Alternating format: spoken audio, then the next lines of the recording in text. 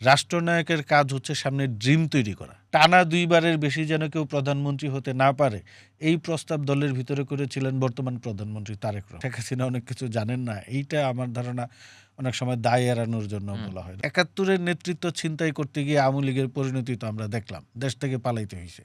এখন কেউ যদি জুলাইয়ের নেতৃত্ব ছিনতাই করতে চায়, ক্রেডিট ছিনতাই করতে চায়, তাদেরও এরকম পরিণতি হতে পারে, উড়াই দেওয়া যায় না তো।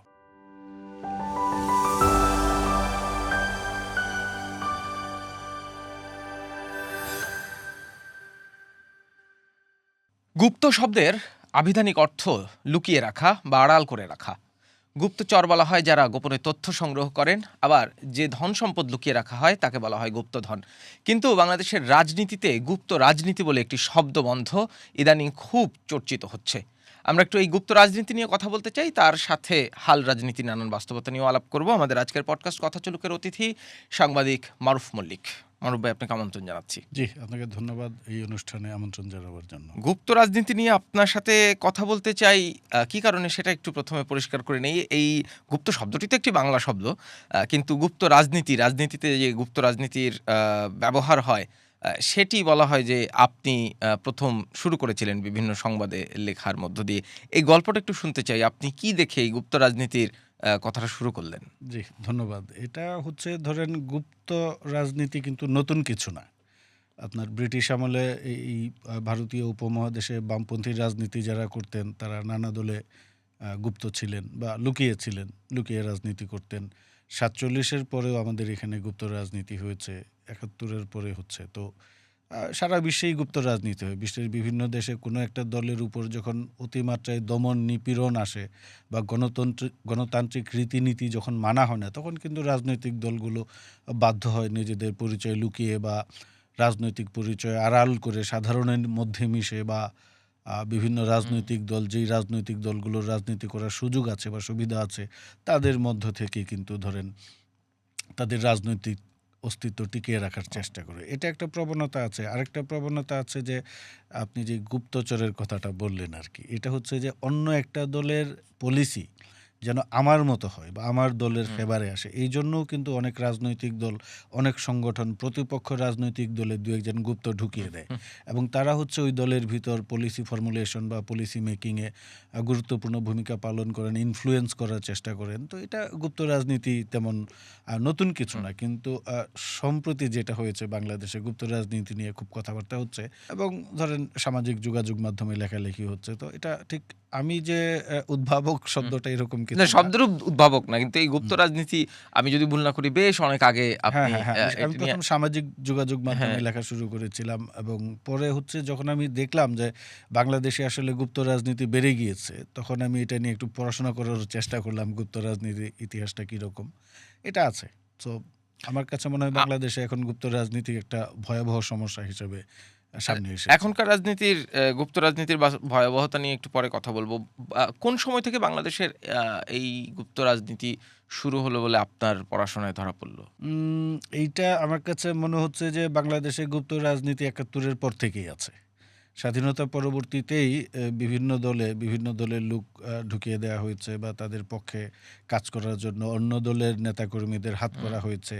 তো এরকম আমার মনে হয় যে ৭১-এর পরেই শুরু হয়েছে, কিন্তু সম্প্রতি লাস্ট 20 ইয়ার্স পার্টিকুলারলি খুব একটা প্রকট আকার ধারণ করেছে, মানে ভয়াবহ আকার ধারণ করেছে আমি বলবো। মানে আপনি বলছিলেন যে নিজেদের অন্য দলের কৌশল জানতে কিংবা নিজেদের লুকিয়ে রাখতে, এইটা ভয়াবহ আপনি কেন বলছেন? মানে ভয়াবহ শব্দটা তো খানিকটা নেতিবাচকভাবে আমরা ব্যবহার করি।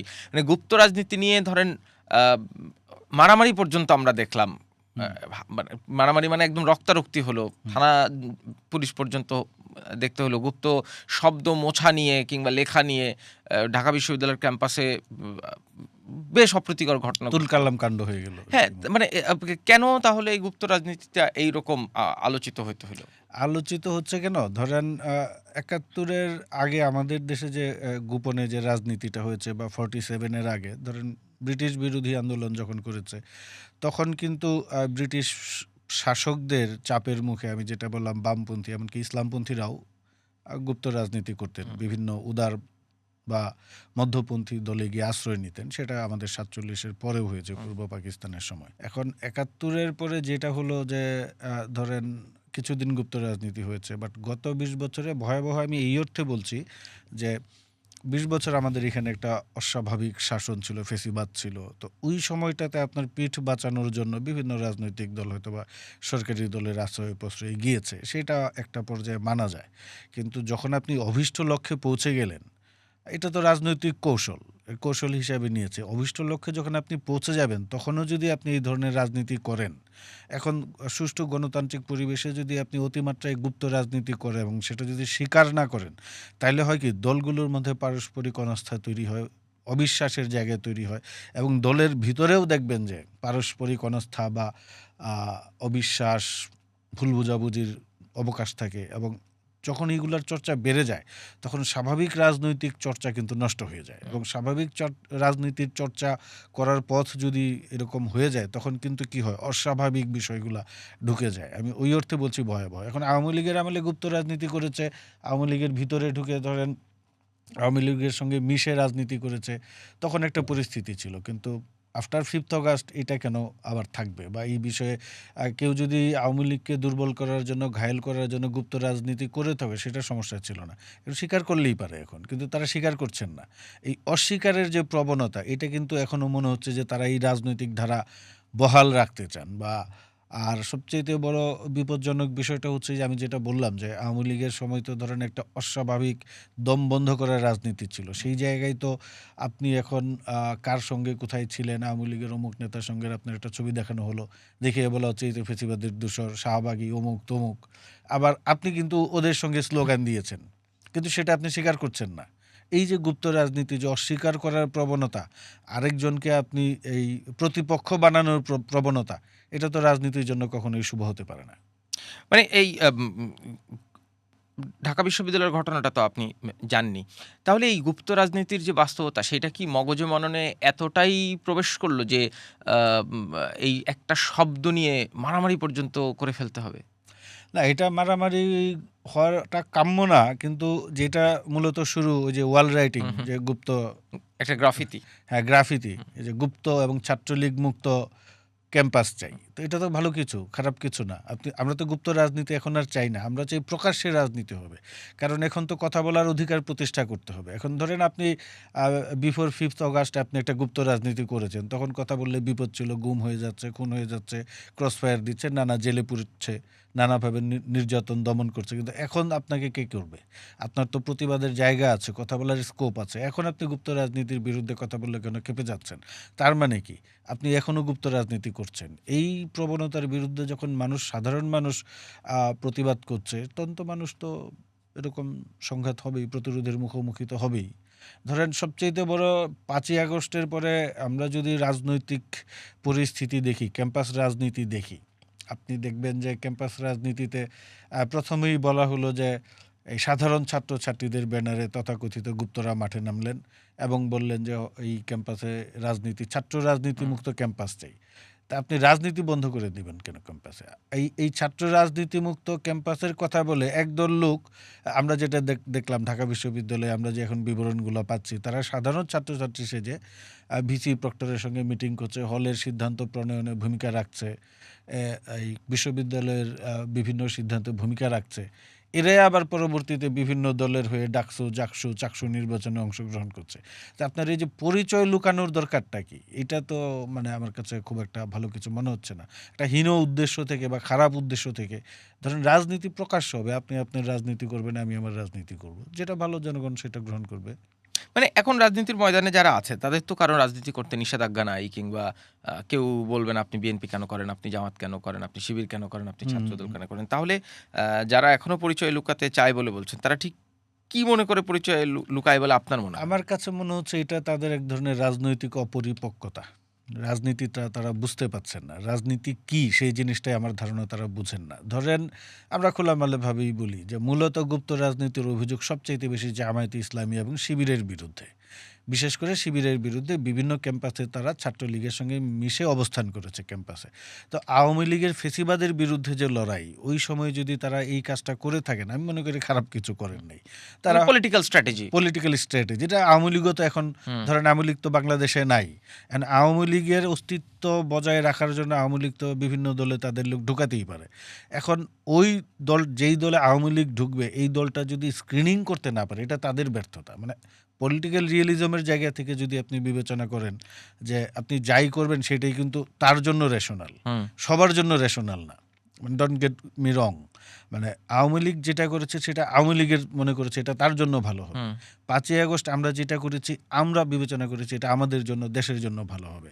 তো এই জায়গায় যে রেশনালিটি, সেই রেশনালিটির জায়গা থেকে যদি আমরা বিবেচনা করি, 5ই আগস্টের আগে যে গুপ্ত রাজনীতি হয়েছে সেইখানে আমি মনে করি খারাপ কিছু ছিল না, কারণ আপনাকে সবাইকে তো আর জেলে যাওয়া যাবে না, হত্যার মুখোমুখি হওয়া যাবে না।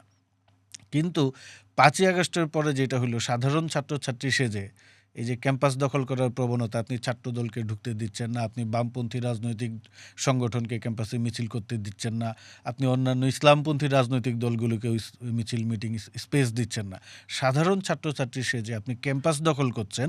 তারপরে আপনি পার্টিকুলারলি শিবিরের প্যানেল থেকে ডাকসু প্যানেলে নির্বাচন করছেন। এটা তো জনগণের সঙ্গে প্রতারণা। সেই প্রতারণার কারণটা কি? তার মানে কি আপনারা আপনাদের অতীত ইতিহাস বা আপনাদের রাজনৈতিক যে ভুল বা অপরাধ সেটাকে আড়াল করার জন্য এটা বলছেন? তাইলে তো কখনোই রাজনীতি তো ইভেন হবে না, আনইভেন হয়ে যাবে।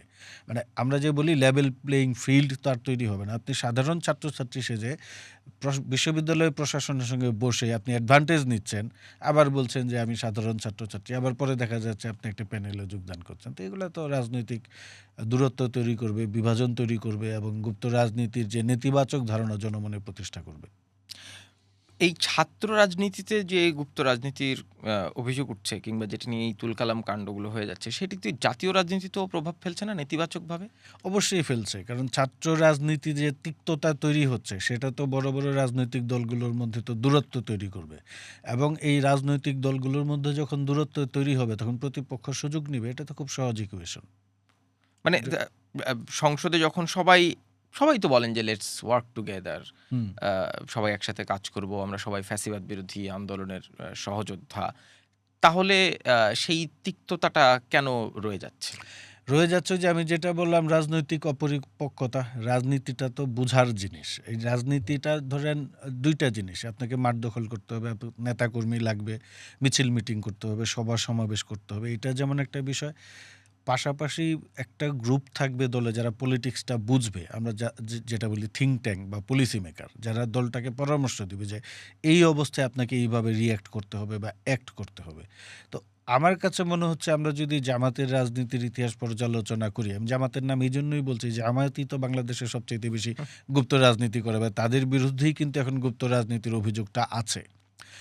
আর ওরা যেটা বলে যে দলবদল এক জিনিস আর গুপ্ত রাজনীতি এক জিনিস। এখন এটা তো অস্বীকার করা যাবে না যে 5 আগস্টের পরে আওয়ামী লীগের সুবিধাবাদী বা সুবিধাভোগী অনেকেই ধরেন বিএনপি বা জামাত বা এনসিপিতে যোগদান করেছে, বিভিন্ন দলে যোগদান করেছে। তাহলে হচ্ছে কি, উনি কিন্তু আগে একটা রাজনীতি করতেন না, সেই রাজনীতির ভুলটা বুঝতে পেরে বা সেই রাজনীতিকে তিনি পরিত্যাগ করে নতুন রাজনীতিতে যাচ্ছেন। এটা তো নিষিদ্ধ না, বন্ধ করার কোনো উপায় নেই।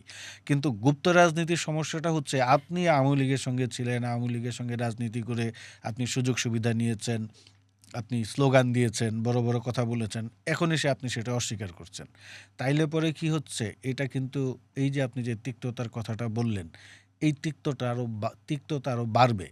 এখন এইটা হচ্ছে যারা দলের মধ্যে রাজনীতি বুঝেন বা রাজনীতি নিয়ে চর্চা করেন বা থিঙ্ক ট্যাঙ্ক হিসেবে কাজ করেন, তাদের উচিত দলকে পরামর্শ দেওয়া যে এই ধরনের অবস্থা থেকে আমরা বেরিয়ে আসি, বেরিয়ে এসে আমরা একটা সহ অবস্থান বা একটা, আমি বলবো যে ইভেন বা লেভেল প্লেয়িং বা একটা সমঝোতার রাজনীতি করি আমরা। কিন্তু আমার কাছে আমি দেখছি না এরকম কোনো সমঝোতার রাজনৈতিক পরিবেশ। তারা মুখে মুখে বলছেন বটে, কিন্তু দেখেন গুপ্ত রাজনীতি নিয়ে লিখলে তারা ভয়ঙ্কর রকমভাবে তুলকালাম কাণ্ড ঘটাচ্ছে, এই করছে সেই করছে।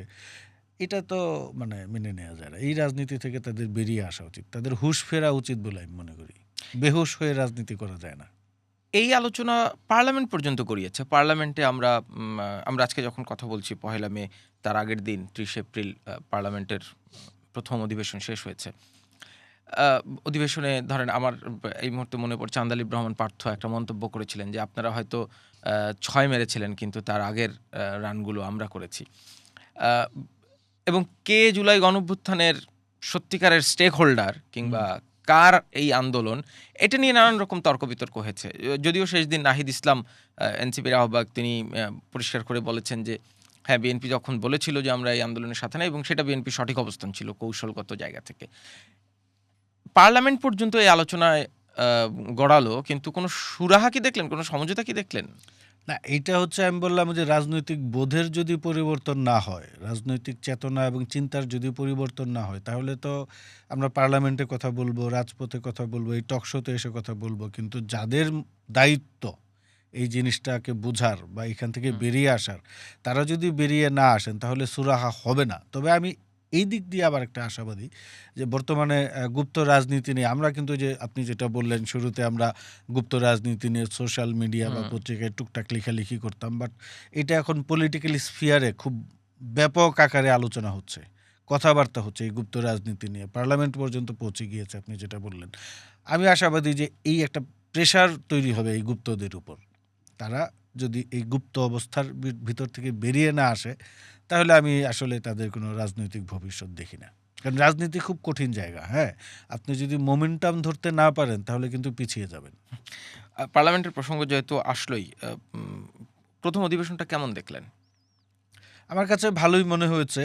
তবে আমি খুব ভালো বলবো না। ধরেন আমি দেখছি গতকাল বেশ পার্লামেন্ট নিয়ে অনেকেই খুব উচ্ছ্বসিত। সব পক্ষেরই লোকজন কথা মোটামুটি সব এলিমেন্টে তো ছিল। ওয়াকআউট ছিল, প্ল্যাকার্ড দেখে ওয়াকআউট হ্যাঁ, প্রথমবারের মতো বাংলাদেশে ঘটেছে। তর্ক-বিতর্ক হয়েছে, সংসদ সদস্য স্পিকারের মধ্যে খুনসুটি হয়েছে। হ্যাঁ। তো এই অ্যাটমসফিয়ারটা ভালো ছিল। কিন্তু সবচাইতে গুরুত্বপূর্ণ বিষয় বা আমার কাছে যেটা আমি বলছি যে আমার কাছে খুব বেশি ভালো মনে হয় নাই, জনগুরুত্বপূর্ণ বিষয়ে খুব বেশি আলোচনা হয়নি। আলোচনাটা জুলাই সনদ কেন্দ্রিক এবং কারা জুলাই আগস্টের নেতৃত্ব দিয়েছে, নেতৃত্ব নিয়ে যে কারাকারি, আমি যদি আরো বাজে ভাষায় বলি যে এক ধরনের কামড়াকামড়ির প্রবণতা, যে না আমি ছিলাম জুলাইয়ের ক্রেডিট নায়ক। ছিনতাই অনেকে হ্যাঁ, বলে। ক্রেডিট ছিনতাই বা আমি ছিলাম জুলাইয়ের নায়ক। তো নাহিদ ইসলাম কিন্তু এই ভুলটা ভেঙে দিয়েছেন যে ছাত্ররা সামনে ছিল, পিছনে কিন্তু সবাই ছিল। এখানে যদি কেউ দাবি করে আমরাই সবচাইতে আন্দোলন করেছি, লড়াই করেছি, তাহলে তো এটা আওয়ামী লীগের অভ্যাস হয়ে গেল। যে আওয়ামী লীগ মনে করে যে ৭১ সালে তারাই যুদ্ধ করেছে, আর কোনো মানুষ যুদ্ধ করে না। এখন যে কোনো গণ অভ্যুত্থানের সামনে থাকে কিছু লোকজন, একটা দল বা গোষ্ঠীর হয়তো বা পার্টিসিপেশন বেশি থাকে, কিন্তু ওর পিছনে যদি জনগোষ্ঠীর অধিকাংশ বা বড় একটা অংশ যদি সংগঠিত বা সমবেত না হয়, ওই বিপ্লব বা আন্দোলন কিন্তু সফল হয় না। মানে একটা রাজনৈতিক জনগোষ্ঠী হয়ে আন্দোলনে না, যুক্ত রাজনৈতিক হওয়া। জনগোষ্ঠী তো অবশ্যই। ধরেন এই এই ৭১-এ আমাদের যারা রাজনৈতিক নেতারা ছিলেন কিন্তু তারা সামনে থেকে নেতৃত্ব দিয়েছেন বা যুদ্ধের কথা বলেছেন, অধিকারের কথা বলেছেন। পিছন থেকে কিন্তু ধরেন নানা পেশা ও শ্রেণীর মানুষ, সামরিক, বেসামরিক সবাই গিয়ে সেখানে যুক্ত হয়েছে। তার ফলেই কিন্তু আমরা ৭১ সালে সফল হয়েছি। বা ধরেন জুলাই আগস্টের যে অভ্যুত্থানটা হয়েছে, সামনে ধরেন গ্রুপ অফ পিপল ছিল যারা স্টুডেন্ট। এর পেছনে ধরেন রাজনৈতিক দলগুলো, অরাজনৈতিক ব্যক্তিত্ব, পেশাজীবী, রিক্সা চালক, শিক্ষক, প্রকৌশলী, ডাক্তার, হেন কোনো শ্রেণী পেশার মানুষ নাই যে জুলাই আগস্টে অংশগ্রহণ করে নাই বা ৭১-এ অংশগ্রহণ করে নাই।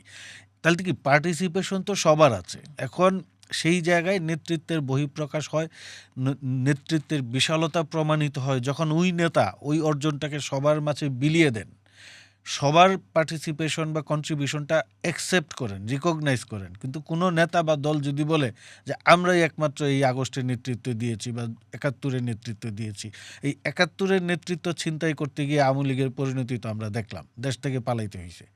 এখন কেউ যদি জুলাইয়ের নেতৃত্ব ছিনতাই করতে চায়, ক্রেডিট ছিনতাই করতে চায়, তাদেরও এরকম পরিণতি হতে পারে, উড়াই দেওয়া যায় না তো। পার্লামেন্টে জুলাই সনদ নিয়ে কোনো সমাধানে শেষ পর্যন্ত পৌঁছানো গেল না। জুলাই সংস্কার পরিষদ, সেটি তো বিএনপি শেষ পর্যন্ত শপথ নিলই না, যদিও জামাত এবং এনসিপি নিয়েছে। জুলাই সনদের বাস্তবায়ন কিংবা জুলাই সনদের সময় যে ধরনের ঐকমত্যগুলো হয়েছিল উইথ নোট অফ ডিসেন্ট, সেটার ভবিষ্যৎ কি দেখেন? মানে এইটা কি একটা বড় চ্যালেঞ্জ হয়ে রয়ে গেল পার্লামেন্টের সামনে? কারণ গতকাল সালাউদ্দিন আহমেদ স্বরাষ্ট্রমন্ত্রী তিনি বলেছেন সংবিধান সংশোধন করার জন্য একটা কমিটি করা হবে, বিরোধী দলের কাছ থেকেও সম্ভবত নাম চাওয়া হয়েছে, এবং যদি সেটা না হয় তাহলে পঞ্চদশ সংশোধন অনুযায়ী চলবে। এটা একটা সবচাইতে বড় কথা কি, আপনি গায়ের জোরে তো সংবিধান পরিবর্তন করতে পারবেন না, রাজনীতির পথরেখা আপনি চেঞ্জ করতে পারবেন না। এখন আমাদের যেই এই প্রবণতা ছিল বিগত অন্তর্বর্তীকালীন সরকারের সময়, আমরা দেখলাম যে গুটি কয়েক মানুষ তাদের রিপ্রেজেন্টেশন যে খুব বেশি তা না, তারা সমাজের বড় অংশের যে প্রতিনিধিত্ব করে তা না, কিন্তু তারা চাইলেন যে একদম ধরাকে সরা জ্ঞান করে তারা যাই চাইবেন সেই অনুযায়ী সংস্কার করতে হবে, এই করতে হবে, সেই করতে হবে। এখন সাংবিধানিক সংস্কার পরিষদের বিষয়টা কি, কেন দরকার? আপনার তো নির্বাচন হচ্ছে, আপনি সংসদে গিয়ে আপনি আলোচনা করেন, কথাবার্তা বলেন। এখন মানুষ আমাকে ভোট দিচ্ছেন না, আমি সরকারি দলে যেতে পারছি না, বা আমার নির্বাচনে যেন তেন প্রকারে ভোট দখলের সুযোগ নাই, আমি পার্লামেন্টে গিয়ে আমি যা চাই তাই পাশ করাতে পারবো না, এই প্রবণতা থেকে আপনি যদি সংসদকে পাশ কাটিয়ে সংস্কার করতে চান, সেই সংস্কার সাস্টেইনেবল হয় না, যেটা জুলাই সনদের ক্ষেত্রে প্রযোজ্য। কারণ জুলাই সনদ আপনি যে কোনো ধরনের সংস্কার যদি করতে চান, ঐক্যমত কমিশন, আমি আসলে এটাকে রিকগনাইজ করতে চাই না এখন, ভেরি সিরিয়াস আমি। কারণ এটা কি, কারা, কোত্থেকে আসছে? না, কিন্তু বিএনপি তো এই কমিশনকে রিকগনাইজ করেছে, আলোচনা করেছে ৯ মাস ধরে, এবং সালাউদ্দিন আহমেদ পার্লামেন্টে বলেছে তখন নির্বাচন হয় কি হয় না, সেই জন্য এই আপোষ যে করে জুলাই আপনি সনদে যেটা স্বাক্ষর বললেন, করেছে। এটা বিএনপির একটা কৌশল ছিল যে ওই মুহূর্তে তারা কিছু কিছু এমন কিছু প্রস্তাব ছিল যেগুলো আসলে ডেমোক্রেসি বা আপনার সংস্কারের পক্ষে যায় না, সেগুলো তারা কৌশল হিসেবে মেনে নিয়েছিলেন। কারণ দিন শেষে তো আপনাকে নির্বাচনটা করতে হবে। এখন ধরেন এই যে একটা পার্লামেন্ট আছে, সেখানে কথাবার্তা, তর্ক, যুদ্ধ যাই হোক, আমরা তো বলতে পাচ্ছি। এই যে আমরা এখন পার্লামেন্ট নিয়ে কথা বলছি, আপনি বললেন পার্লামেন্টের প্রথম অধিবেশনটা আমার কাছে কেমন মনে হয়েছে, আমি বলছি খুব ভালো মনে হয়নি। এই পার্লামেন্ট না থাকলে তো আমরা এই আলাপও করতে পারতাম না। তো বিএনপির জন্য সবচেয়ে বড় চ্যালেঞ্জ ছিল যে কোনো প্রকারে নির্বাচনটা করা।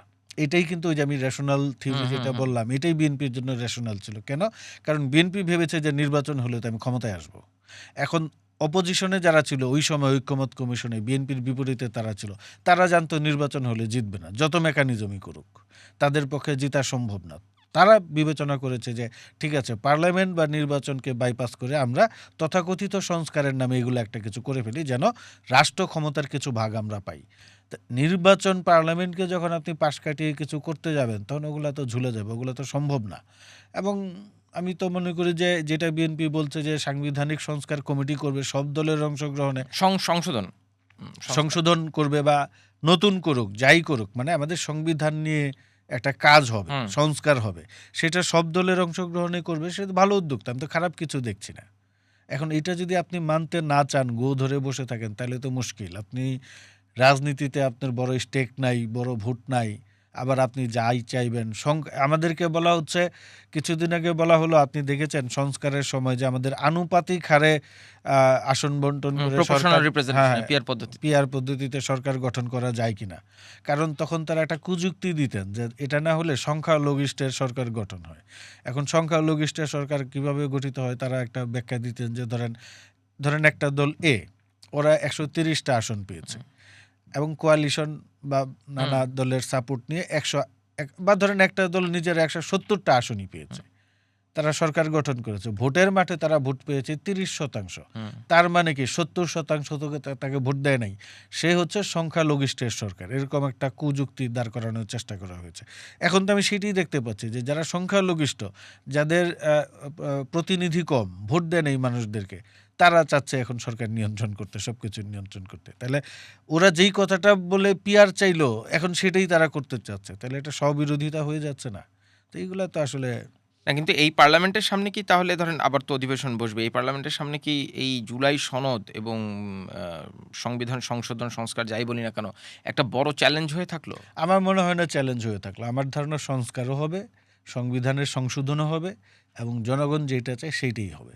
এবং আমি এখনও আশাবাদী বিএনপি এমন কিছু করবে না যেন দেশের মানুষ আশাহত হয়। এখন এই অন্যান্য ছোটোখাটো দলগুলো কি চাচ্ছে সেটা গুরুত্বপূর্ণ না, আপনি জনগণ হিসাবে কি চান। আপনার সামনে যদি বিএনপি সেই সংস্কারের রূপরেখা হাজির করে এবং সেটা যদি বাস্তবায়ন করে, অটোমেটিক্যালি জনসমর্থন বিএনপির দিকে যাবে। এরা যতই হাউকাউ করুক, কোনো কাজে আসবে না। কিন্তু নাহিদ ইসলাম এই কথাও বলেছে যে যদি তাদের যে জুলাই সনদ কিংবা জুলাইয়ের যে স্পিরিট সেইটার দিকে না গেলে তারা সংসদেও কথা বলবেন, রাজপথেও কথা বলবেন। কেউ কেউ আন্দোলনেরও, মানে রাজপথে আন্দোলনেরও এক ধরনের হুঁশিয়ারি দিয়ে যাচ্ছেন। তার মানে কি আবার রাজপথ উত্তপ্ত হবে? আমার মনে হয় না হবে। রাজনীতিতে নানা ধরনের বার্গেনিং ক্যাপাসিটি থাকে। মাঝে, মাঝে একটু গরম কথা-টথা বলতে হয় বলে মাঠ গরম করছে, উত্তপ্ত করেছে। বাট আমার মনে হয় না রাজপথে আন্দোলন করার কিছু আছে। কারণ সংস্কারই তো মূল ইস্যু। আপনাকে রাষ্ট্রকে ঢেলে সাজাতে হবে। হুম। সেইখানে যদি বিএনপি সেই সংস্কার করে ফেলে, তাহলে রাজপথে আপনি গিয়ে কি করবেন? আপনার যাওয়ার সুযোগ থাকবে। আপনি যাবেন বটে, পেছনে মানুষ থাকবে না। বিএনপি তো সবার আগে সংস্কারের কথা বলেছে। এই যে জুলাই সংস্কার নিয়ে হাউকাউ হচ্ছে, যখন কেউ সংস্কার শব্দ উচ্চারণ করতে পারে নাই, তখনই কিন্তু বিএনপি প্রথমে ২৭ দফা, তারপরে ৩১ দফা ঘোষণা করে রাষ্ট্র সংস্কারের একটা রূপরেখা হাজির করলো। এবং দেখেন, বিএনপির রাজনৈতিক উদারতা হচ্ছে, বিএনপির পক্ষ থেকেই কিন্তু প্রথম বলা হয়েছিল যে টানা ২ বারের বেশি কেউ প্রধানমন্ত্রী হতে পারবে না। তখন যে হ্যাঁ, সেটা ৩১ দফাতেও ছিল। ওইটাই বলছি। তো এই যে রাজনৈতিক যে পরিস্থিতি ছিল তখন তো আমরা জানতাম যে যদি নির্বাচন হয় তাহলে বিএনপি বড় দল হিসেবে ক্ষমতায় আসবে। তো বড় দল হিসেবে ক্ষমতায় আসলে বিএনপি তো চাইবে তাদের নেতা টানা ৫-৬ বার পার্লামেন্টের প্রধান থাকুক বা প্রধানমন্ত্রী পদে থাকুক। আমি বিএনপির ভিতর থেকে যতটুকু জেনেছি, এই যে টানা ২ বারের বেশি যেন কেউ প্রধানমন্ত্রী হতে না পারে, এই প্রস্তাব দলের ভিতরে করেছিলেন বর্তমান প্রধানমন্ত্রী তারেক রহমান। এটা ওনার প্রস্তাব। উনি যারা এই ৩১ দফা প্রণয়নে সম্পৃক্ত ছিলেন তাদেরকে বলেছেন যে এইটা যুক্ত করেন। ওই সময় কিন্তু দলের ভিতর থেকে এটা নিয়ে আবার একটু দ্বিমত প্রকাশ করা হয়েছিল যে আমরা এটা না করি। উনি কিন্তু রিপিটেডলি বলে, জোর দিয়ে বলেছেন যে না, টানা ২ বারের বেশি কেউ প্রধানমন্ত্রী থাকতে যেন না পারে, এই ক্লজটা যুক্ত করেন। এখন বর্তমান যে পরিস্থিতি, আগামী টানা ধরেন আমরা ধরে নিলাম আগামী ৩ টার্ম বিএনপি ক্ষমতায় থাকবে, বোঝার জন্য, তাহলে তো প্রধানমন্ত্রী তারেক রহমানই হবেন দলের প্রধান হিসাবে, যদি বড় ধরনের কোনো পরিবর্তন না হয়। তাহলে সেই জায়গায় তো উনি নিজে বলছেন যে ২ বারের বেশি প্রধানমন্ত্রী আমি থাকবো না, বিএনপি যদি ক্ষমতায়ও আসে অন্য কেউ প্রধানমন্ত্রী হবে। এটা তো বিএনপির রাজনৈতিক উদারতা। বিএনপি সংস্কার নিয়ে প্রথম কথা বলতে শুরু করেছে। এখন এই উদারতাকে কেউ যদি দুর্বলতা মনে করে তাহলে তো মুশকিল। এটা আমার মনে হয় না ভাবনার কোনো সুযোগ আছে। আমার বিশ্বাস বিএনপি সংস্কার করবে। এই রাজনৈতিক উদারতা বিএনপি কি নতুন সরকার হিসেবে সব ক্ষেত্রে দেখাতে পারছে? সিপিজে, ইন্টারন্যাশনাল একটা জার্নালিস্ট অ্যাসোসিয়েশন, তারা বিবৃতি দিয়ে বলেছে ৪ জন সাংবাদিক গ্রেপ্তার হয়েছে এই সময়ে। ধর্মীয় অবমাননার অভিযোগে কনটেন্ট ক্রিয়েটর গ্রেপ্তার হয়েছে গত ২-৩ দিনের মধ্যে। প্রধানমন্ত্রীকে কটূক্তি করার জন্য সাধারণ মানুষ গ্রেপ্তার হয়েছে। এই যে উদারতার কথা আপনি বলছেন, আপনি সাংবাদিক হিসেবে সংবাদ মাধ্যমকে স্বাধীনতা দেওয়ার কথা বলেও আবার লেখালেখির জন্য গ্রেপ্তার করা, এইটা কি রাজনৈতিক উদারতার অংশ? এই যে সিপিজের যে রিপোর্ট, এটা কিন্তু গত ২ মাসের প্রতিবেদন না। এক না, বছরের একটা লম্বা সময়ের লম্বা প্রতিবেদন। সময়ের প্রতিবেদন দেয়। এখন বিএনপি দায়িত্ব নেয়ার পরেও ২-১ জন আটক করা হয়েছে, ২-১ জনকে। এটা আমাদের আসলে মনে হচ্ছে যে মনে রাখতে হবে যে আপনি বাক স্বাধীনতা বা মত প্রকাশের স্বাধীনতা মানে কিন্তু এই না যা খুশি তা বলা। তো ১ জন ২ জনকে কিন্তু আটকের পর আবার প্রধানমন্ত্রীকে কটূক্তি করার পরে, আটকের পরে আবার সঙ্গে সঙ্গে প্রধানমন্ত্রী জানার পরে ছেড়েও দেওয়া হয়েছে। তো এই জায়গাটা আমি মনে করি বিএনপির আরো সতর্ক হওয়া উচিত যে এই ঘটনাগুলো। তারপর চিফ হুইপের একটা কার্টুন প্রকাশের জন্য একজনকে গ্রেপ্তার করা হয়েছিল। এবার ছেড়ে দিয়েছে। হ্যাঁ, ছেড়েও দিয়েছে। এখন একটা জিনিস হচ্ছে যে সরকার তো নতুন এসেছে, গোছায় ২ মাস, ২.৫ মাস হলো। তো এটা তো গোছায় উঠতে একটু সময় লাগবে। যেই বিশৃঙ্খল অবস্থায় থেকে এই সরকার দায়িত্ব নিয়েছে, পুরো বিষয়টাকে একদম হাতের মুঠোয় আনতে কিন্তু আমাদের মনে হয় সময় দেওয়া উচিত। তবে এইসব ক্ষেত্রে যখনই টপ অফিসিয়ালদের কাছে তথ্য যাচ্ছে, তখনই কিন্তু তারা দ্রুততার সঙ্গে ব্যবস্থা নিচ্ছেন। এবং আমি যেটা বললাম, প্রধানমন্ত্রীকে নিয়ে কটূক্তি করার পরেও কিন্তু প্রধানমন্ত্রী যখন জেনেছেন যে এরকম একটা ঘটনা ঘটেছে, তাকে ছেড়ে দেওয়া হয়েছে। এখন নিম্ন পর্যায়ে প্রশাসনে বা রাজনীতির স্থানীয় পর্যায়ে অতি উৎসাহী ২-১ জন থাকেন, তারা একটু যে ক্রেডিটের কথা বললেন আপনি, ক্রেডিট নিতে চান, এরকম জায়গা থেকে ২-১টা ঘটনা ঘটে গেছে। পাশাপাশি আমি মনে করব যে বিএনপিকে এইটা খুবই স্ট্রংলি মাথায় রাখতে হবে, ভবিষ্যতে যেন এই ধরনের ঘটনা না ঘটে। তাদেরকে সতর্ক থাকতে হবে। কারণ আপনি ধরছেন, ধরে আবার ছেড়ে দিচ্ছেন। এখন ছেড়ে দিচ্ছেন, এটা কেউ মাথায় রাখছে না। আপনি যে ধরেছেন, এটা কিন্তু রিপোর্ট সিপিজে বলেন বা হিউম্যান রাইটস ওয়াচ বলেন বা অ্যামনেস্টি বলেন, সবার কাছে তথ্য চলে যাচ্ছে। আরএসএফও গতকালকে রিপোর্টার্স উইদাউট বর্ডার্স, তারাও একটা বিবৃতি দিয়ে বলেছে বাংলাদেশের গণমাধ্যমের স্বাধীনতা অত্যন্ত উদ্বেগজনক। এটা গত ২ মাস আগে আসলে নতুন সরকার গঠন করার আগে আসলে উদ্বেগজনকই ছিল। তো আস্তে আস্তে আমার ধারণা পরিস্থিতির উন্নতি হবে। কারণ গণমাধ্যমের উপর খুব বেশি চাপ প্রয়োগের ইতিহাস কিন্তু বিএনপির নাই। খালেদা জিয়া যে ২ মেয়াদে দায়িত্বে ছিলেন, আমি আমি ১ মেয়াদে আমি নিজেই গণমাধ্যম কর্মী হিসেবে কাজ করেছি। আমি দেখেছি গণমাধ্যম মোটামুটি স্বাধীন ছিল এবং ওই সময় খালেদা জিয়া, তারেক রহমান সহ বিএনপির শীর্ষ নেতাদের নিয়ে যেই পরিমাণ কার্টুন আঁকা হয়েছে, এমনকি ৫ই আগস্টের পরে প্রধানমন্ত্রীকে যে কার্টুন আঁকা হয়েছে উনি তিনি নিজে সেটা শেয়ার দিয়েছিলেন দিয়েছেন। একটা প্রেস ফ্রিডম ডেতে। হ্যাঁ, উনি নিজেই শেয়ার দিয়েছেন। এখন রাষ্ট্র যখন আপনি রাষ্ট্র পরিচালনার দায়িত্বে যান, এখানে কিন্তু নানা মেকানিজম থাকে, নানা স্টেক হোল্ডার থাকে, ইন্টারেস্ট গ্রুপ থাকে। তো নানা জায়গা থেকে নানা কিছু হয়ে যায়। সরকারের দায়িত্ব হচ্ছে ওই জায়গাগুলোকে কন্ট্রোল করা, নিয়ন্ত্রণ করা। মানে এই যে এই কথাগুলো না আমরা আগেও শুনেছি যে আওয়ামী লীগের অনেকে বলতেন শেখ হাসিনাকে সবকিছু জানতে দেওয়া হয় না, লেয়ার থাকে, মেকানিজম থাকে। এই কথাগুলো এই যে আপনি এখনো আবার বলছেন, এই জায়গাও কি বিএনপির আর একটু সতর্ক হওয়া উচিত না? আর এই জায়গায় আরেকটু যোগ করি, যে লেয়ারগুলোর কথা বলছেন এইখানেও কি গুপ্তরা আছে? থাকতে পারে, অসম্ভব কিছু না। প্রশাসনের নানা জায়গায় বা নানা সেক্টরে তো গুপ্তরা থাকতেই পারে। এদেরকে তো আইডেন্টিফাই করা যাচ্ছে না। এখন আপনি গুপ্তদের উপর দায়ভার দিতে পারেন। আপনি বলতে পারেন যে আপনার ভিতর থেকে একটা কিছু করা হয়েছে, ষড়যন্ত্র করা হয়েছে বা আপনাকে বিব্রত করার জন্য উদ্যোগ নেওয়া হয়েছে। এইটা আমি মনে করি যে সরকারের এই ধরনের যুক্তির দাঁড় না করিয়ে সরকারের দায়িত্ব হচ্ছে আপনি বড় একটা যখন রাষ্ট্র পরিচালনা করেন টপ থেকে একদম লোয়ার, আমরা যদি বটম ডাউন অ্যাপ্রোচে যাই তাহলে একদম নিম্ন পর্যায়ে কিন্তু আপনার মানে পিরামিডের যে পদ্ধতি, টপে আছে প্রধানমন্ত্রী আর নিচে ধরেন অনেক প্রশাসন, জনগণ, সাধারণ মানুষ, এই লেয়ারে নানা জায়গায় নানা লোকজন থাকবে। কিন্তু এইটা আমার ধারণা সরকার কন্ট্রোল করে ফেলবে। আর একটা কথা হচ্ছে যে প্রধানমন্ত্রীদের মানে শেখ হাসিনা অনেক কিছু জানেন না, এইটা আমার ধারণা অনেক সময় দায় এড়ানোর জন্য বলা হয়। রাষ্ট্র ক্ষমতায় যখন থাকবে তখন তাকে তো সবকিছু জানতে হবে। আমার দৃঢ় বিশ্বাস বর্তমান প্রধানমন্ত্রী খোঁজখবর রাখেন এবং উনি জানেন, উনি ইন্টারেক্ট করেন, অনেক কথা বলেন। ওনার থাকে রাজনৈতিক নানা বিষয় আশয় থাকে, কিন্তু তারপরেও বর্তমান প্রধানমন্ত্রীর যে ব্যক্তিগত যে চর্চা, রাজনীতির চর্চা, সেইখানে উনি দেখবেন উনি যখন বিদেশে ছিলেন একদম বিএনপির ইউনিয়ন পর্যায়ের নেতাকর্মীদের সঙ্গে উনি কথা বলতেন। এমন না যে বিষয়টা উনি সবসময় স্থায়ী কমিটির মেম্বারদের সঙ্গে বা শীর্ষ নেতাদের সঙ্গে কথা বলে সিদ্ধান্ত নিচ্ছেন। উনি একদম রুট লেভেলে কথা বলেছেন এবং আমি যতটুকু জানি ওই সময়টাতে হেন কোনো মানুষ নাই যারা তার সঙ্গে কথা বলতে পারে নাই। সাধারণ মানুষ কেউ যদি চাইতো যে আমি কথা বলতে চাই, বলতে পারতো, জানাতে পারতো, তথ্য দিতে পারতো। উনি প্রচুর তথ্য অ্যাবজর্ব করেন, সংরক্ষণ করেন। আমার কাছে মনে হয় যে এটা খুব একটা সমস্যা হবে না। পার্লামেন্টের শেষ দিন প্রধানমন্ত্রী তারেক রহমান একটা কথা বলেছেন যে স্পিকারকে তার নিজের আসনটি দেখিয়ে বলছিলেন যে এই চেয়ারটি অনেক উত্তাপ ছড়ায় এবং চাইলে আমি অনেক পপুলিস্ট কথা বলতে পারি, কিন্তু রাষ্ট্র পরিচালনার জন্য পপুলিস্ট সিদ্ধান্ত না, সঠিক সিদ্ধান্তটা নিতে হয়। এই পপুলিস্ট সিদ্ধান্ত আর সঠিক সিদ্ধান্তের মধ্যে যে ফাইন লাইন, সেটা ধরেন প্রধানমন্ত্রী একা চিন্তা করলে তো হবে না, পুরো রাষ্ট্রযন্ত্র যদি এটা চিন্তা না করে।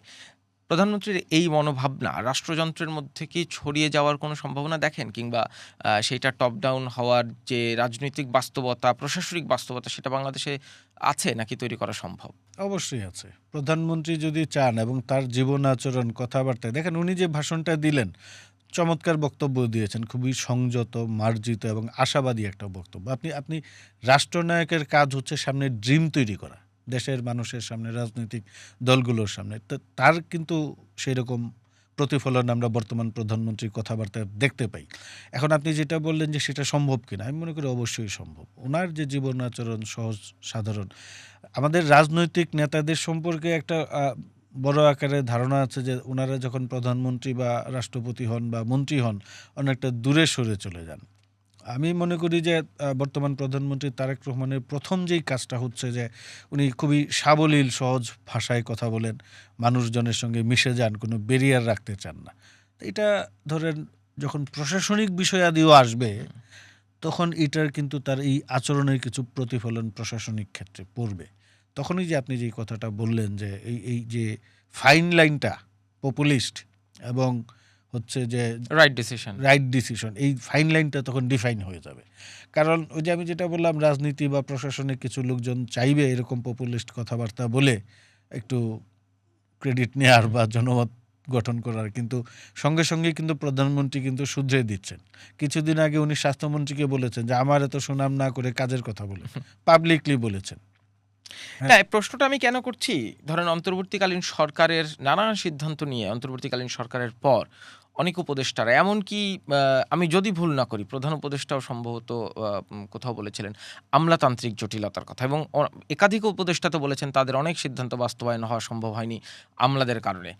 সেটা পুলিশ সংস্কার কমিশন থেকে শুরু করে জনপ্রশাসন সংস্কার থেকে শুরু করে, এবং আগেও আমরা রাজনীতিবিদদের মুখে irrespective of any political party শুনতাম এই যে আমলাতান্ত্রিক জটিলতা, লাল ফিতার দৌরাত্ম্য। এই জায়গা থেকে কি বাংলাদেশের রাজনীতি এবং রাষ্ট্রযন্ত্রকে বের করা সম্ভব না? অবশ্যই সম্ভব, যদি আমাদের পলিটিক্যাল লিডাররা চান। আমলাতন্ত্র তো আপনার নির্বাহী বিভাগের সর্বোচ্চে নাই, সর্বোচ্চতে আছে আমাদের মন্ত্রিসভা, ক্যাবিনেট, তারপরে পার্লামেন্ট আছে। হ্যাঁ, তাইলে এরা যদি চায় তাহলে আমলাতন্ত্রের দৌরাত্ম্য ভেঙে দেওয়া অবশ্যই সম্ভব। কিন্তু আমাদের দেশে যেটা হয়েছে যে রাজনৈতিক দলগুলা, আমরা যদি রাজনীতির আউট অফ দ্য বক্স চিন্তা করি, রাজনৈতিক দলগুলাই যে পপুলিজম কথাবার্তা বলার কথা বললেন, এটা এক ধরনের পপুলিস্ট কথাবার্তা। আয়সা বলে যে আমরা তো এটা করতে পারি নাই, কেন আমলাতন্ত্র চাই নাই। আপনি কি করছেন তখন? আমলাতন্ত্র তো আপনার আন্ডারে, আপনি আমলাতন্ত্রের আন্ডারে না, আপনি তো সুপ্রিয়র দেন দেম। তাহলে আপনি কেন এটা করতে পারেন নাই? কারণটা অনেক মন্ত্রীকেও তো বলতে শুনেছি যে সচিব আমার কথা শুনে না। কেন শুনবেন? আপনি শোনাইতে তাইলে কেন? আপনি তো লিডার। লিডারশিপের কোয়ালিটি হচ্ছে তো আপনাকে কন্ট্রোল করা, আপনাকে কাজ বের করে আনতে হবে। তো ধরেন আপনি গণমাধ্যমে কাজ করেন, আপনি চিফ রিপোর্টার। এখন আপনি রিপোর্টারদের যদি কন্ট্রোল করতে না পারেন, নিউজ তো পাবেন না। আমি নিজেও সাংবাদিক হিসাবে কাজ করেছি। চিফ রিপোর্টারকে তো জানতে হবে এখন সেইখানে নানা বয়সের, শ্রেণীর, মনের, সংস্কৃতির লোকজন থাকবে একটা টিমে। তো টিম লিডারের কাজ হচ্ছে সেই টিমটাকে কম্বাইন করে অ্যাকোমোডেট করা, এবং একটা রিপোর্টার ফাঁকি দিতে চাইবে তার কাছ থেকে রিপোর্ট বের করে আনা। আপনি দেখবেন যে অনেক রিপোর্টার আছে ফাঁকিবাজি করে, কিন্তু ও একটা রিপোর্ট লিখবে সপ্তাহে, সেটাই ব্রেকিং বা আপনার বাইটিং স্টোরি হয়ে যাবে। তাহলে চিফ রিপোর্টারকে বুঝতে হবে কাকে দিয়ে কোন কাজটা করতে হবে, কার কাছ থেকে কীভাবে বের করতে হবে। এই লিডারশিপ থিওরি সব জায়গায় প্রযোজ্য, পলিটিক্সেও প্রযোজ্য, কর্পোরেট হাউসেও প্রযোজ্য, রাজনীতিতেও প্রযোজ্য। এখানে সব জায়গায় লিডারশিপ পড়ানো হয়। তো সেই জায়গাটায় আপনারা আমলাতন্ত্রের ঘাড়ে, এই ধরেন এই যে আমাদের যে তত্ত্বাবধায়ক সরকার ছিল, তাদের পক্ষে কাজ করা তো আরও সহজ ছিল, তাদের কোনো পলিটিক্যাল কমিটমেন্ট রাখা হয় নাই। পলিটিক্যাল অ্যাম্বিশনও ছিল না কোনো। ধরেন অনেক সময় রাজনৈতিক নেতারা চাইলেও অনেক কিছু করতে পারে না, তাদের একটা ভোটের হিসাব থাকে, জনমতের হিসাব থাকে। আমরা ঢাকার শহরের এই মুহূর্তে ধরেন আমাকে যদি বলা হয় ঢাকার সবচেয়ে বড় ক্রাইসিস কি, আমি বলবো ফুটপাত দখল। এবং এই যে কিছুদিন আগে প্রথম আলোতে একটা স্টোরি হয়েছে, দেখেছেন, বাস বদল হয় না, সরকার বদলে যায় কিন্তু বাস বদল হয় না। এই যে লক্কর ঝক্কর মারা বাস, পৃথিবীর কোনো রাজধানী শহরে আপনি আমার মনে হয় পাবেন না। আফ্রিকান দেশে ওইটা এখন রেয়ার কেস। আপনি সোমালিয়া যান, কেনিয়া যান, ইথিওপিয়া যান, যাদেরকে আমরা দরিদ্রতম যুদ্ধপীড়িত দেশ হিসেবে চিনি, লাইবেরিয়াতে যান, দেখবেন তাদেরও পরিস্থিতি অনেক চেহারা বদলে গিয়েছে। আমাদের দেশে এটা কেন হচ্ছে? কারণটা হচ্ছে ধরেন এই বাস ব্যবসায়ী কারা? রাজনৈতিক নেতাদের একটা অংশ কিন্তু এই পরিবহন ব্যবসার সঙ্গে যুক্ত। এই জায়গাটায় তখন হয়তোবা যিনি দায়িত্বে আছেন, এই যোগাযোগ বা সড়ক পরিবহন বা রেল মন্ত্রণালয়ের দায়িত্বে থাকেন, তার হইলে ওই ভোটের হিসাব, রাজনীতির হিসাব, নানা কিছু করে উনি অনেক অ্যাকশন নিতে পারেন না। বা ধরেন এই যে ফুটপাতের কথা বললাম, কালকে থেকে যদি ঢাকা শহরেও ফুটপাত মুক্ত করা হয়, আমার ধারণা 80% যানজট কমে যাবে। আপনি দেখবেন বিশাল বড় রাস্তা, অর্ধেকের বেশি দোকান বসে আছে, এক লাইনে গাড়ি যাচ্ছে পিলপিল করে। কিন্তু এইখানকার এই ইনফর্মাল ইকোনমির সাথে যারা জড়িত তাদের টপে তো সেই রাজনীতিবিদরাই থাকে। ওই কথাটাই বলছি যে এইসব কারণে নানা ইকুয়েশন থাকে, তো রাজনৈতিক নেতারা অনেক কিছু সিদ্ধান্ত নিতে পারেন না। সেই সুযোগটা তো আমাদের এই উপদেষ্টাদের ছিল। তাদের তো আর কোনো পলিটিক্যাল কমিটমেন্ট নাই, নির্বাচন নাই, ভোটের হিসাব নাই। সেই কাজটা তারা করে দেখাতে পারতেন, তাদের জন্য কাজটা ইজি ছিল, তারাই করেন নাই। তারা আমলাতন্ত্রের দোহাই দিয়ে, দোষ দিয়ে, ভুল দিয়ে, কারণ তাদের আসলে কিছু করার ইচ্ছা ছিল না। তাদেরও আমরা বলছি বটে যে নন পলিটিক্যাল গভর্নমেন্ট, তাদের পলিটিক্যাল কমিটমেন্ট বা পলিটিক্যাল ডিজায়ার নাই, কিন্তু তাদেরও ছিল। তারাও কেউ চেষ্টা করেছেন 5 বছর কিভাবে ক্ষমতায় থাকা যায়। আমরা শেষ করব একটু আবার একটু গুপ্ততে ফিরে আসি, গুপ্ত দিয়ে শেষ করব। এই গুপ্ত রাজনীতির অবসান যদি না হয়, এইটা সামনের দিনে বাংলাদেশের জাতীয় রাজনীতিতে এবং বাংলাদেশের এগিয়ে যাওয়ার ক্ষেত্রে কি ধরনের প্রতিবন্ধকতা? আমি মনে করি গুপ্ত রাজনীতি বাংলাদেশের রাজনীতিতে ভয়াবহ পরিণতি ডেকে আনতে পারে। এই গুপ্ত রাজনীতির কারণে বর্তমানে যে ক্রিয়াশীল রাজনৈতিক দলগুলো আছে, এদের মধ্যে অবিশ্বাস এবং অনাস্থা যত বৃদ্ধি পাবে, প্রতিযোগিতা আর আপনার কোন দল ভিন্ন জিনিস। এখানে দলগুলোর মধ্যে প্রতিযোগিতা অবশ্যই থাকবে। সব দলই চায় আমি ক্ষমতায় যাব, আমি বেশি ভোট পাবো, নির্বাচনে বেশি আসন পাবো। দিস ইজ নর্মাল এবং এটাই হওয়া উচিত। কিন্তু অ্যাবনর্মাল যখন বিহেভিয়ার করবেন তখন কিন্তু রাজনৈতিক পরিবেশ ঘোলাটে হয়ে যায়। তখন ঘোলা পানিতে মাছ শিকার করতে অনেকে নেমে আসবে। সেটা আমাদের কারোর জন্যই শুভ হবে না। আমরাও সেই প্রত্যাশা করি এই গুপ্ত রাজনীতির অবসান হোক এবং সবাই নিজের অবস্থান নিয়ে পরিষ্কারভাবে রাজনীতি করুক। মারুফ মল্লিক, আপনাকে অসংখ্য ধন্যবাদ আমাদের পডকাস্ট কথা চলকে আসার জন্য। আপনাকেও ধন্যবাদ। গুপ্ত রাজনীতি এবং বাংলাদেশের হাল রাজনীতির নানান বাস্তবতা নিয়ে কথা বলছিলাম সাংবাদিক মারুফ মল্লিকের সাথে। আপনাদের সবাইকে ধন্যবাদ কথা চলুক দেখার জন্য।